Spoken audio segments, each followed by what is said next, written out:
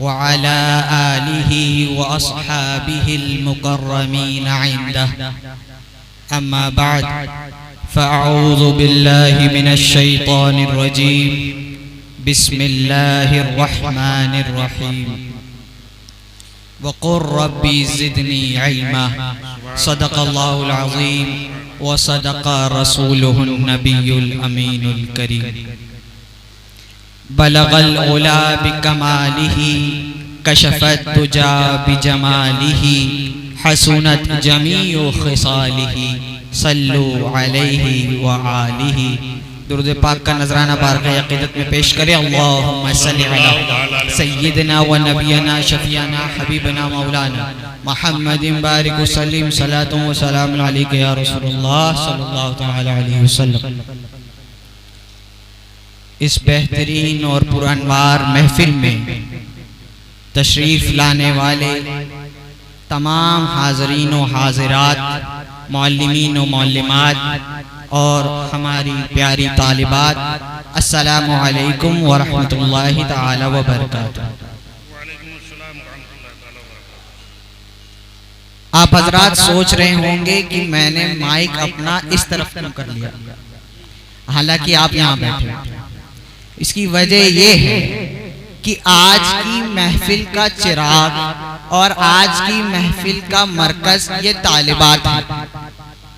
इनके नाम की महफिल है, इन्हीं को खत्म बुखारी शरीफ कराना है, तो इसीलिए तवज्जो उसी तरफ रखनी चाहिए और कुछ पैगाम उनको पहुंचना चाहिए और आप तक भी बात पहुंचे, इसलिए बीच में कर दिया है। अमल से जिंदगी बनती है जन्नत भी जहन्नम भी। अमल से जिंदगी बनती है जन्नत भी जहन्नम भी। ये खाकी अपनी फितरत में न नूरी है न नारी है। दुरूद पाक पढ़ें। अल्लाहुम्मा सल्लि अला सय्यिदना व नबियना शफीअना हबीबना मौलाना मुहम्मदिन बारिक वसल्लिम सलातु व सलामुन अलैका या रसूलुल्लाह सल्लल्लाहु अलैहि वसल्लम। आज अल्हम्दुलिल्लाह जामिया अहले सुन्नत खदीजतुल कुबरा का ये 21वां सालाना जलसा। इस इदारे को अल्हम्दुलिल्लाह 26 साल हो गए इस खित्ते ज़मीन पर खिदमत दीन करते हुए, और कहने को ये तो सालाना जलसा है, एक साल में एक बार होता है, लेकिन हकीकत ये है कि जब एक तालिबे इल्म, एक तालिबा, एक बच्ची लगभग 12 साल मेहनत करती है, पढ़ती है, लिखती है, इम्तिहानात से गुजरती है, तब एक जलसा वजूद में आता है। आज एक बच्ची जब 6 साल 5 साल प्राइमरी पढ़ती है, 6 साल आलिमा कोर्स पढ़ती है, फिर इफ्ता भी 2 साल करती है, तब उसको सनदें मिलती हैं, तब ऐसे जलसे कायम होते हैं। ये 1 साल का नतीजा नहीं है, ये 12 साल 10 साल का नतीजा है, तब ये जलसा होता है। कोई कल को पढ़ा और आज सनद ले लिया, ऐसा नहीं। और अल्हम्दुलिल्लाह हमारे यहाँ जो तादाद है वो बहुत खुशकुन है। अल्लाह का एहसान है, करम है कि हमारे यहाँ से उतनी बच्चियाँ फारिग हो रही हैं जितनी और इदारों में कुल होती है। अल्हम्दुलिल्लाह 120 बच्चियों की फरागत है, उसमें से 67 बच्चियाँ आलिमा हैं, फाजिला हैं, और 53 बच्चियाँ क़िराअत की सनदें पाएंगी। तो अल्लाह का शुक्र है, एहसान है। हाँ, हम ये नहीं फख्र नहीं करते इस नंबर पर, हम शुक्र करते हैं, एहसान करते हैं अल्लाह का, और कोशिश ये है कि इन बच्चियों से 120 इलाकों में खिदमत दीन हो, तब ये बुनियाद कामयाब है, तब ये जलसे कामयाब है। अल्लाह अगर आप लोगों की दुआएं शामिल हाल नहीं, बुजुर्गों का फैज़ शामिल हाल रहा, तो ये 120 खित्तों पर 120 बस्तियों पर खिदमत दीन करेंगे इंशाअल्लाह। और आज का दिन जहां खुशी का दिन है, बहुत बहुत खुशी का दिन है, ये जिंदगी में एक बार मैसर आता है, इसको दोहराया नहीं जा सकता। कोई बार बार सनद फजीलत नहीं ले सकता, कोई बार बार खत्म बुखारी शरीफ उसकी नहीं कराई जा सकती, उसे एक ही बार खत्म होगी, उसे एक ही बार इजाजत हदीस मिलेगी, पहली बार जब होगी तो वो बार बार नहीं हो सकता। तो बच्चियां जहां खुश हैं, हम भी खुश हैं, अल्लाह का एहसान है। लेकिन ये जिम्मेदारी का दिन है, ये जिम्मेदारी संभालने का दिन है। आप जब इजाजत हदीस आज दी जाएगी तो ये इजाजत कमरों में, कबाड़ में, बक्सों में रखने के लिए नहीं, ये इजाजतें और ये सनदें ये चिराग हैं। क्या है? चिराग। अगर आप इसको बक्सों में रख देंगे तो चिराग बुझ जाता है। चिराग आप एक्सपेरिमेंट कर लीजिए, चिराग को एक बॉक्स में बंद करके रखिए, कुछ मिनट बाद बुझ जाएगा। और चिराग को बाहर रखते रहिए, जब तक तेल डालते रहेंगे चिराग जलता रहेगा। तो ये सनदें आप बॉक्स में बंद करके रख दीजिए, ये सनदें ज़ाय हो जाएंगी, बुझ जाएंगी। और ये सनदें इस्तेमाल कीजिए, यानी वो इल्म जो आपको दिया गया, जो आपने अपने असातिज़ा के सीनों से अपने सीनों में लिया, उस पर अमल करके खिदमत दीन को फैलाइए, इल्म दीन को फैलाइए। ये चिराग जलता रहेगा इंशाअल्लाह, और जलता नहीं रहेगा, मजीद और चिराग पैदा करते रहेगा। तो ये सनदें चिराग हैं, इसको संभालिए और इसकी रोशनी से फायदा उठाओ। अल्लाह ताला से दुआ है कि इस महफिल को कबूल फरमाए। और ये आपने सुन लिया, उलमाए कराम ने इस महफिल की बरकतें और फजीलतें बयान की। हमने ये पढ़ा कि मुहद्दिसीन क्या करते थे। बुखारी शरीफ में 30 हिस्से हैं, 30 जुज। जैसे कुरान पाक के 30 जुज हैं, उसी तरह इसको भी 30 हिस्सों में बनाया गया। क्यों बनाया गया? कि उलमाए किराम फिर इस पर अमल भी इस तरह करते हैं कि महफिल सजाते हैं। जैसे हम खत्म कुरान की महफिल करते हैं, कुरान खानी करते हैं, मुहद्दिसीन किराम 30 पारे जो जुज हैं बुखारी शरीफ के, उसको एक महफिल में 30 अशखास, 30 मुहद्दिसीन या और ज्यादा एक साथ पढ़ते, फिर खत्म बुखारी करते, और जो दुआ चाहते वो मांगते और कबूल होती। तो ये है बुखारी शरीफ। और उसी की मिसल ये है कि हम साल भर बुखारी शरीफ पढ़ाते हैं, और आज आखिरी हदीस किसी बुजुर्ग से पढ़ाकर, किसी मुहद्दिस से पढ़ाकर उनसे इजाजत हदीस बच्चियों को दिलवाते हैं। इंशाअल्लाह उस्ताद गिरामी हज़रत अल्लामा मुफ्ती महमूद अली मुशाहिदी साहब दामज़िल्लहु, उस्ताद जामिया अशरफिया मुबारकपुर व नाज़िम तालीमात जामिया हाजा तशरीफ ले आए हैं, और आप आखिरी हदीस बच्चियों को भी पढ़ाएंगे और हम उनके अदना शागिर्द फिर पढ़ेंगे, और आपसे इजाजत हदीस बच्चियों को मिलेगी इंशाअल्लाह। ये बहुत एजाज की बात है कि जामिया अशरफिया में तलबा जाने के लिए कई टेस्ट से गुजरते हैं, तब जामिया अशरफिया के असातिज़ा नसीब होते हैं। और अल्लाह का शुक्र है कि साल में कई दफ़ा हजरत खुद और दीगर असातिज़ा अशरफिया तशरीफ लाते हैं और बच्चियों को तरबियत में हिस्सा लेते हैं, बच्चियों की तरबियत फरमाते हैं। ये करम नवाजियाँ हैं, ये दीन की खिदमत का शौक है, ज़ौक़ है कि 180-200 किलोमीटर का सफ़र करते हैं, अपने जेब के खर्च से करते हैं, और उसके बाद यहाँ पर अपनी छुट्टियाँ इसमें इस्तेमाल करके बच्चों को मज़ीद तालीम के लिए हिम्मत अफजाई फरमाते हैं। और इसी तरह आज हजरत आखिरी हदीस हम सबको पढ़ाएंगे।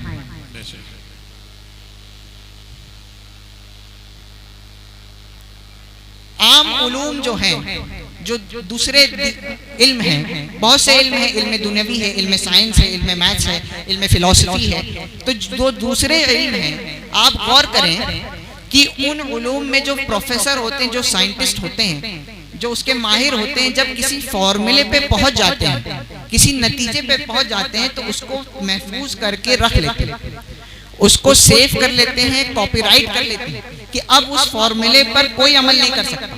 वो जो केमिकल फॉर्मूला है, जो दवा का फॉर्मूला है, उसको कोई और इस्तेमाल नहीं कर सकता। जो नुक्ता है, जो उनकी तहकीक है, रिसर्च है, वो कोई और इस्तेमाल नहीं कर सकता, उसका पेटेंट और कॉपीराइट कर लेते हैं। लेकिन सिर्फ और सिर्फ इल्म दीन वो फ़कत इल्म है कि जिसके माहिरीन, जिसके फ़ुक़हा, जिसके मुहद्दिसीन जब आते हैं तलबा की महफिल में, तो वो राज भी बता देते हैं जो सिर्फ उनको पता होता है। हमने वो ज़ौक़ देखा है उलमा का। बुखारी शरीफ के दर्स में हज़रत मुफ्ती निज़ामुद्दीन साहब क़िबला के यहाँ पर हम अशरफिया में थे, तो हज़रत बारहा फरमाते कि मैं जो बातें कहता हूँ लिख लिया करो, वो मुझे भी कभी कभार आती है, मैं बहुत गौर करता हूँ, तो कभी अल्लाह के फजल से वो बात आ जाती है और वो मैं कहीं पढ़ा नहीं होती, तो वो नुक्ता, वो रिसर्च और वो हासिल कलाम जब मैं कहा करूँ तो लिख लिया करूँ। अब बताइए, किसी प्रोफेसर को, किसी साइंटिस्ट को कोई बात सालों की मेहनत के बाद पहुंच मिल जाए, कोई रिसर्च उसकी मुकम्मल हो जाए, कोई नुक्ता उसे मिल जाए, तो वो बताता है, वो कॉपीराइट करके रख लेता है। ये उलमा है जो अपने दिल के राज, अपने दिल का इल्म दूसरों तक पहुंचाते हैं, और पहुंचाते नहीं है बल्कि तलकीन करते हैं आगे पहुंचाना, आगे भी फैला देना। सिर्फ और सिर्फ ये इल्म दीन है जहाँ ये मिजाज है, ये नूर सिर्फ इल्म दीन का है जो फैलते जाता है। यहाँ तो कितमाने इल्म जुर्म है, इल्म छुपाना जुर्म है, और सारे उलूम की बात और है। इसीलिए इस इल्म को फौकियत हासिल है। तमाम इल्म अपनी जगह हैं, लेकिन इस इल्म को इसलिए फौकियत हासिल है। और एक वजह यह भी है कि अंबिया अलैहिस्सलाम के बारे में है कि उनके पास जो दिमाग था, जो रोशन दिमाग था, वो इससे कासिर नहीं था कि वो साइंटिस्ट ना हो सकते थे, वो इससे कमजोर नहीं था कि वो प्रोफेसर नहीं हो सकते, अपने वक्त के मुहक्किक नहीं हो सकते थे दुनिया के। वो इस काबिल थे, यकीनन थे। उलमा का इस पर इत्तेफाक है कि अंबिया का दिमाग और उनका मिजाज और उनका जहन इसके काबिल जरूर था, लेकिन उन्होंने अंबिया इकराम अलैहिस्सलाम ने इल्म दीन को फौकियत दी और उसका काम किया। अल्लाह की बात लोगों तक पहुंचाई, दीन की बात लोगों तक पहुंचाई, ना कि साइंस और दुनिया की। तो इल्म दीन वो है, दीन वो इल्म है जो अंबिया ने इख्तियार किया। इसलिए जब ये तलबा इस दीन को फौकियत देते हैं, इस इल्म को फौकियत देते हैं, तो ये वरसतुल अंबिया हो जाते हैं, अंबिया के वारिस हैं। क्योंकि अंबिया ने जो मिजाज रखा, जो दीन की इल्म इख्तियार करने में फौकियत दी, जो तरजीह दी, वो वही मिजाज आपने इख्तियार किया। तो ये आपकी खुशकिस्मती है और आपने अंबिया की सुन्नत पर अमल किया। अल्लाह का करम। लोग इस घबराहट में रहते हैं कि हम कहाँ किस इल्म में आ गए। कभी कभार बच्चियों को होता है, कुछ एहसास कमतरी होती है कि हम शायद कमजोर थे, माली एतबार से कमजोर थे, इसलिए हमारे माँ बाप ने मदरसा में डाल दिया। शायद पैसा होता तो थॉमस में होते, शायद पैसा होता तो जीएन हेरिटेज में होते और किसी इंग्लिश स्कूल में होते। ये आपकी गलत फहमी है। आप कमजोर थी इसलिए आपको इस मदरसे में डाला गया, ऐसा नहीं। आप खुशकिस्मत थी इसलिए इस मदरसे में डाला गया। डेटा बताता है कि 2%, 3% पूरे इंडिया के मुसलमानों के लोग 2% से वो मदरसे में, सिर्फ 2%।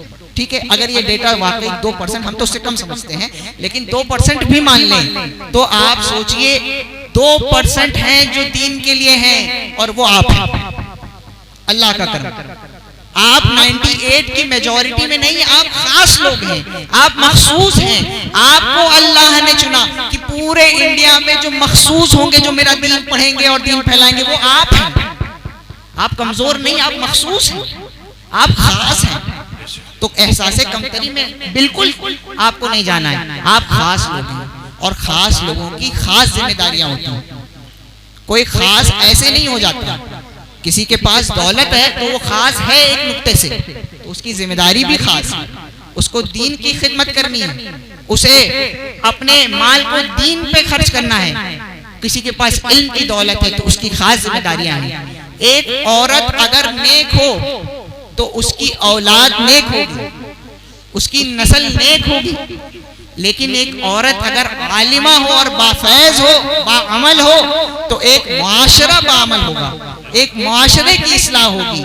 तो आप खास हैं। इस खुसूसियत को समझिए, उस जिम्मेदारी को समझिए। आपको आम पहनावा नहीं पहनना है, आपको आम मिजाज नहीं इख्तियार करना है।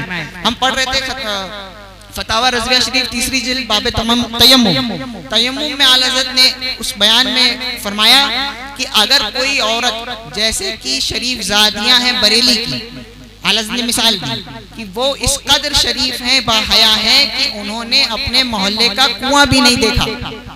वो मोहल्ले के कुएं को भी नहीं जानती कि कुआं कहाँ है, ना बाहर निकलती हैं कभी किसी मौके से। तो उनकी हया के लिए, उनकी इज्जत के लिए शरीयत ये इजाजत देती है कि किसी वजह से अगर पानी नहीं मिल सकता, उनको घर में पानी पहुंचने के सारे तरीके खत्म हो जाएं बिलफर्ज, तो गरचे बाहर कुआं है, उनकी हया के तकाजे को शरीयत ने कबूल किया और उनको तयम्मुम करने की इजाजत दी। हालांकि कुआं बाहर हो, घर के मोहल्ले में कुआं हो, आप शहर में हो, आप तयम्मुम नहीं कर सकते।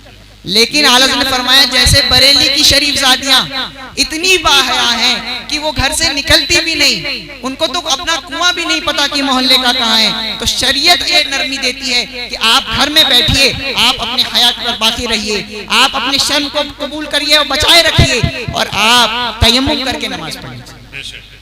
तो ये है मिजाज खास लोगों का, और ये है मिजाज शरीयत का खास लोगों के लिए। आपके लिए रियायतें भी हैं अगर आप उस खुसूसियत को समझें। आप समझे कि आप शरीफ ज़ादियां हैं बरेली की तरह। अगर आपने अपना मिजाज आम रखा तो लोग आपसे दीन सीखते हैं। आप सोचती हैं, हम सोचते हैं कि हम स्टेज पर हैं तब दीन की बातें करेंगे, तब लोग दीन सीखेंगे हमसे। ऐसा नहीं है। लोग मिसालें देते हैं, जब कोई अमल करता है और कोई पूछता है तुमने ये क्यों किया, तो कहते हैं फला मौलाना साहब ऐसा करते थे, फला मुफ्ती साहब ने भी ऐसा किया था। आपके यहाँ भी ऐसे ही होगा। आप कोई अमल कर देंगी, वो शायद मकरूह होगा, वो शायद नाजायज भी होगा माज़अल्लाह, और आप सोच रही है कोई नहीं देख रहा, मैं तो स्टेज पे नहीं हूँ, मैं तो मेंबर पे नहीं हूँ, मैं तो दरसगाह में नहीं हूँ। लेकिन जो देख रहा है वो ये समझ रहा है ये सही है, ये मकरूह नहीं सही है, ये नाजायज नहीं जायज है, शायद कार सवाब है, तभी तो आलिमा है, फाजिला है, कर रही है, आलिम साहब है, मुफ्ती साहब है, कर रहे हैं। इसलिए आपको पल पल शरीयत के ही पैरहन में रहना है, दीन ही के ढांचे में सजना है। और कोई मिजाज इख्तियार करेंगी तो ये सनदें ज़ाय हो जाएंगी, ये फजीलतें खत्म हो जाएंगी। ये फजीलतें तभी बाकी हैं जब वो इल्म बाकी रहेगा, और इल्म सिर्फ और सिर्फ अमल से बाकी रहता है। कोई और सूरत नहीं है कि इल्म बाकी रह जाए। हमने पूछा हज़रत मिज़वाई साहब से परसों कि हज़रत हिफ्ज़ का क्या मामला है, बच्चे और बच्चियों का हिफ्ज़ अगर मदरसा डाला जाए, तो कहे मामला तो यही है कि बच्चे हो या बच्चियां हिफ्ज़ करते हैं, अगर तरावी ना सुनाए, मश्क ना करें तो वो ज़ाय हो जाए। तो जैसे हिफ्ज़ है वैसे इल्म दीन भी, ये किताब है उनका इल्म भी। हमने बहुतों को देखा जो माहिर रहे, नंबर पे रहे, फारिग हुए अच्छे से, बसलाहियत रहे, लेकिन लाइन बदल गई, तरीका जिंदगी बदल गया, तो सब ज़ाय हो गया। हम परसों एक शख्स से मिले, ठीक है दूसरे फिरके का था, वो अच्छे तरीके पर नंबर पे था, पढ़ रहा था, दीन पढ़ रहा था, दूसरे फिरके से था, लेकिन आज उसको कोई पहचान नहीं सकता। मालदार होगा लेकिन दीन पर बाकी नहीं रहा, उसके अंदर दीनी मिजाज खत्म हो गया। तो वही ये दीन, ये इल्म तभी बाकी रहेगा जब मिजाज और जब तालीमात पर अमल होगा, जब तरीके जिंदगी दीन पर कायम रहेगी। वो इल्म जो आपको दिया गया वो आपने अपने अमल में सिमो लिया। आपका अमल आपका इल्म बराबर हो, सेम हो, अगर उसमें फर्क आया तो सब ज़ाय हो जाएगा, ये महफिलें बेकार हो जाएंगी, ये इमारतें बेकार हो जाएंगी। आप अपने आप को महफूज रखें, तब आप लोगों को हिफाजत में ले सकेंगे। अगर आप खुद खतरे में हो जाएंगे तो आप किसी को महफूज नहीं कर सकते। बताइए कोई डॉक्टर हो, बहुत अच्छा डॉक्टर है, सर्जन है, लेकिन उसने डिस्पेंसरी बंद कर दी, हॉस्पिटल बंद कर दिया, उसका कोई फायदा है? कोई प्रोफेसर है, बहुत माहिर है, लेकिन उसने पढ़ाना बंद कर दिया, क्या उसका कुछ फायदा है? तो अगर आपका इल्म मौजे मार रहा हो सीने में, आपका इल्म दिमाग में तूफान मचाए हो, लेकिन आप उस इल्म का कोई फायदा दूसरों को नहीं पहुंचा रहे, तो इल्म किस काम का? आपको ये मिजाज याद रखना है कि जहां भी हो, जिस भी तरीके पर आपकी जिंदगी पहुंच गई हो, जहां जिस मोड़ पर है, आपको मिजाज शरीयत नहीं भूलना है, आपको दीन की बातें नहीं भूलनी है, तरीके जिंदगी नहीं बदलना है। जो तरीका जो जिंदगी का आपको असातिज़ा ने, आपको मौलिमात ने दिया, इसी को कबूल करना है और हमेशा इस पर बाकी रहना है।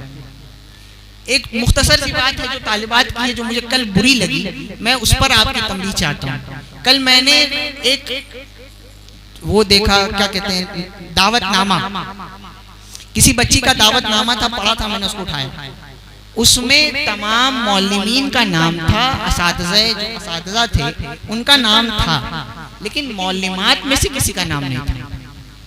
आप किस गलत फहमी में, आप नाशुक्री में मुब्तला हो जाएंगे अगर आपने ये मिजाज रखा था।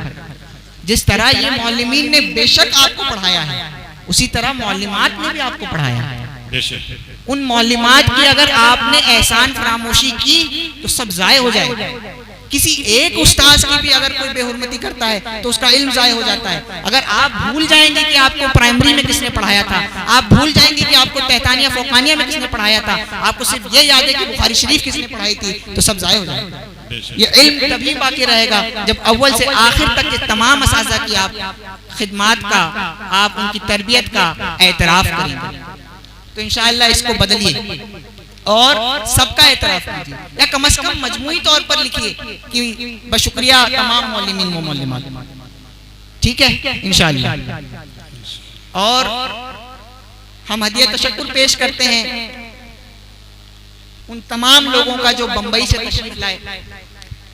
ताज्जुब इस बात पर है कि लोग दौलत कमाने के चक्कर में हमने देखा हरमैन भी नहीं जा पाते, और अल्लाह का फजल है आप दीन के खातिर बंबई से इतना लंबा सफर करके आए।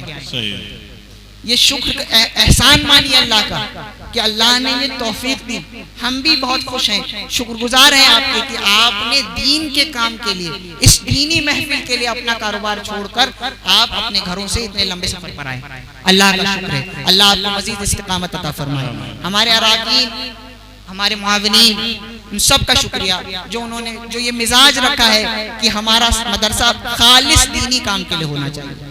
यहाँ मिजाज इस बात का नहीं है कि कमाना है, इस बात का नहीं है कि नाम नेक नामी होना चाहिए। सिर्फ और सिर्फ यही मकसद इस इदारे का है कि दीन का काम यहाँ से होना चाहिए, खालिस और मुखलिस लोग पैदा होना चाहिए। अल्लाह का शुक्र अल्हम्दुलिल्लाह। और यही मकसद मरहूम हमारे बड़े वालिद गिरामी हज़रत मोहम्मद समीउल्लाह मोहम्मद नसीम साहब का रहमुल्लाह का था। और अल्लाह का शुक्र है, मैं पहले भी कहता था कि इस इमारत शानदार आप देख रहे हैं, इसके 4 पिल्लर हैं, वो हमारे 4 वालिद गिरामियान हैं, जो हमारे चचा हैं, हमारे वालिद, हमारे बड़े अब्बू हैं। ये 4 पिल्लर हैं और इसकी 4 दीवारें हैं, वो हमारे 4 फूफियाँ हैं जो इसको संभाले हुए हैं। और अल्लाह की मर्जी कि उसमें से 2 हमसे जुदा हो गई, लेकिन उनकी औलादों ने उनकी जगह ले ली।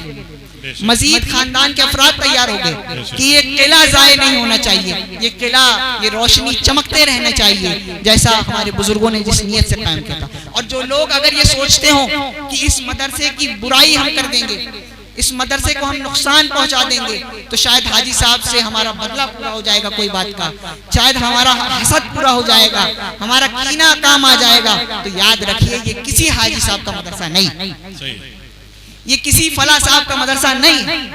इसकी बुनियादों में सूफियों की मिट्टी लगी है, सूफियों का हाथ लगा। ये किसकी बुनियाद है? हजरत सूफी साहब क़िबला हजरत मुफ्ती निज़ामुद्दीन साहब ने इस पर बुनियाद रखी। ऐसे बुजुर्गों ने इसकी बुनियादें रखी हैं कि किसी की हसद से इसको कोई परवाह नहीं होनी, किसी का हसद इसको नुकसान नहीं पहुंचा सकता। हमारे बुजुर्गों ने वो दुआएं दे दी हैं जो हश्र तक इसको तारामत बनाए रखेगी। किसी का हसद हमसे हो सकता है, हमसे हो, बारहा हो, हमसे नुकसान पहुंचाने की बातें करें, हमको नुकसान पहुंचाने की बातें करें। इस इदारे को कोई नुकसान पहुंचाना चाहता है तो याद रखिए वो दीन का मुखालिफ है, वो दीन का दुश्मन है। और जो दीन का दुश्मन हो वो जंग के लिए अल्लाह से तैयार रह जाए, और उसके बस हो तो अल्लाह से जंग करे। वो ये सोचता है कि वो हमारा नुकसान पहुंचाता है, वो ये सोचता है कि हम चंद रुपयों के लिए, चंद वाहवाइयों के लिए खदीजा को बदनाम कर देंगे। ये हजरत खदीजतुल कुबरा का सदका है जो 26 साल से चल रहा है और इंशाअल्लाह चलता रहेगा। किसी का नुकसान, किसी के जज्बात हासिदा हमें नुकसान नहीं पहुंचा सकते, इस इदारे को नुकसान नहीं पहुंचा सकते इंशाअल्लाह।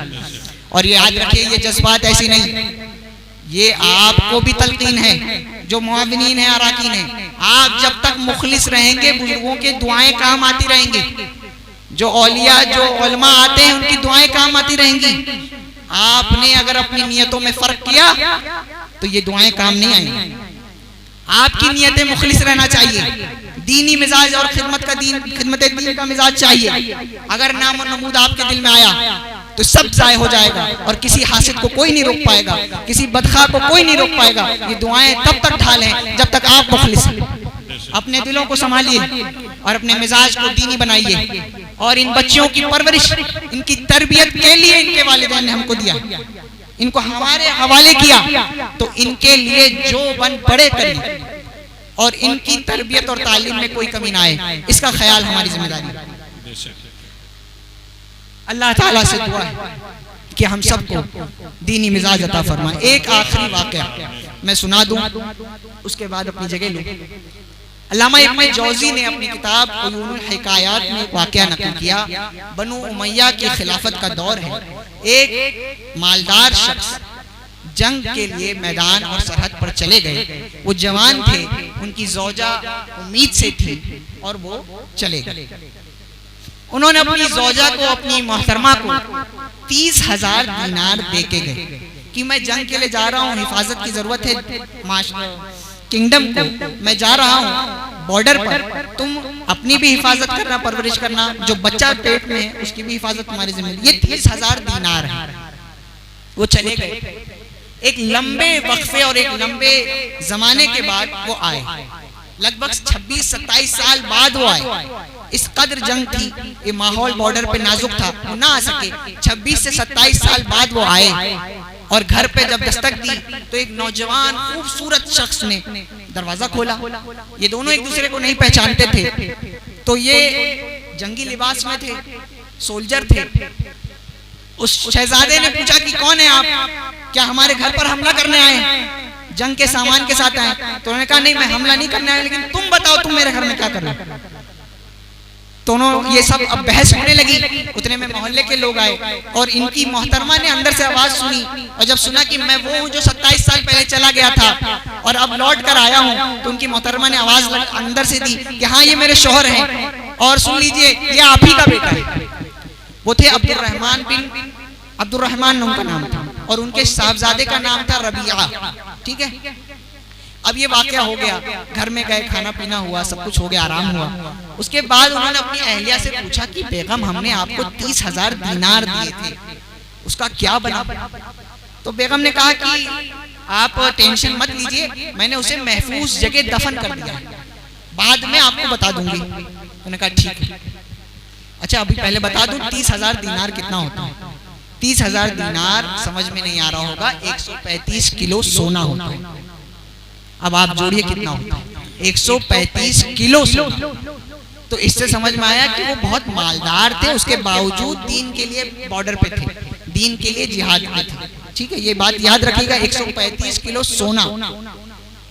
फिर अगला दिन वो मस्जिद में गए, उन्होंने नमाज अदा की, देखा कि खूबसूरत शख्स बहुत सारे, एक बड़े मजमे को, बहुत सारे लोगों को दीन की बातें सिखा रहा है, और एक मौज उठ रही है दीन की, एक इल्म का मिजाज पूरे महफिल में है, सब बादब सुन रहे हैं और सवाल जवाब की महफिल हो रही है, दीन की बातें हो रही है। उन्होंने पूछा ये शख्स कौन है जो दूर बैठे हैं? उन्होंने कहा ये रबिया बिन अब्दुर्रहमान है, आपके बेटे।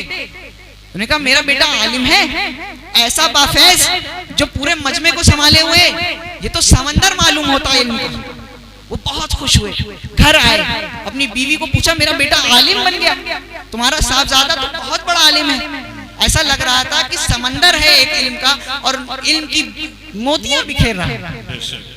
तुमने बताया नहीं वो आलिम हो गया। उन्होंने कहा कि आपने 30,000 दीनार दिया था। बोले जी, तो आपको वो पसंद है या कि आपका इस हाल में बेटा? उन्होंने कहा बेशक मुझे ये बेटा कबूल, वो 30,000 दीनार का मैं क्या करूंगा, ये बेटा जो मुझे इतनी खुशी यहाँ दे रहा है वो आखिरत में भी मुझे सुखरू करेगा, मुझे ये बेटा चाहिए। तो कहा वो 30,000 दीनार मैंने इसकी तालीम और तरबियत पे खर्च कर दिया, इसको अलग अलग जगह दीन के लिए भेजा, दीन पढ़ाया, इल्म दीन सिखाया। आज वो उस पैसे के खर्च करने के बाद आज वो ऐसा बाफैज आलिम बना। उन्होंने कहा मुझे बेशक कबूल। उस 30,000 दीनार की कोई परवाह नहीं, 30,000 दीनार 135 किलो सोना। उन्होंने कहा कोई परवाह नहीं, अगर ऐसा नगीना बेटा आलिम और फाजिल हो गया तो आप सोचिए अगर हम दीन के नाम पर अपने बच्चों पर खर्च कर रहे हैं, हम शायद कभी अफसोस करते हैं यार इतना रुपया मदरसे में चला गया, इतना रुपया बच्चों की तालीम में चली गई, इतना रुपया लग गया फीस में। आप सोचिए कहाँ 30,000 दीनार, कहाँ हमारे चंद रुपये। और वो मिजाज, यही मिजाज चाहिए जो बुजुर्गों का था कि रुपया कितना खर्च हो जाए उससे फर्क नहीं पड़ता, अगर कोई सालेह बाअमल आलिम हमारा बच्चा हो जाए तो इससे बढ़कर कुछ नहीं हो सकता। अल्लाह करे हम सबको ये मिजाज अता हो, यही शरीयत का मिजाज अता हो।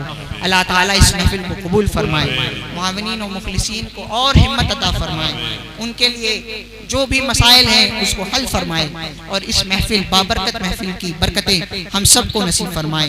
अस्सलामु अलैकुम व रहमतुल्लाहि तआला व बरकातहू।